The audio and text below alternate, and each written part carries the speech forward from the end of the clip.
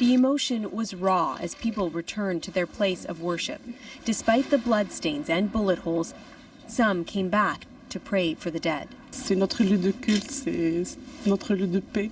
Amel Henchiri is also mourning the loss of what was once a peaceful gathering place. Ça va nous rappeler que les humains font des erreurs. Now it will remind us that humans make mistakes, she says, that there are people who can't accept that we are different. Rashid Awam saw the horror unfold. Après les premiers coups de feu, Prayers had just ended when he heard gunshots. à cet endroit-là, il y a vraiment, je te dis, une quinzaine. This is where he tried to hide, he says, along with 15 others. J'étais dans ce coin-là. I was in this corner. I was like this to protect myself. He said the gunman said nothing as he shot at them. His friend was killed just steps away. His brother-in-law shot dead across the room. Je suis encore touché. This still affects me, he says. It affects my heart because this mosque is my heart. Here, there are stories of survival and tales of heroism, like the final actions of Azzeddine Soufiane.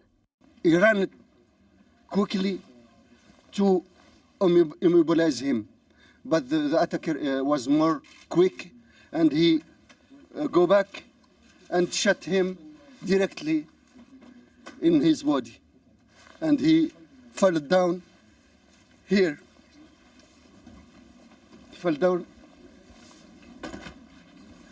You see here as a hero. Saeed Akshor is now back home with his family. He was in the shooter's line of fire with nowhere to hide and took a bullet to the shoulder. Je l'ai vu, il criait pas, I saw him and he wasn't yelling, he says. It was like he was playing a video game in cold blood. He was a little guy. He was wearing a coat, a long coat. Hossein El Manoug says he's certain he saw the suspect and spoke with him at the mosque days before the attack. He says he thought the stranger wanted to learn about Islam, but asked for money. When his picture surfaced after the shooting, it was disturbingly familiar. I found the photo, the picture of the guy, and that was the same guy. Because I had a discussion with him, and I could see him.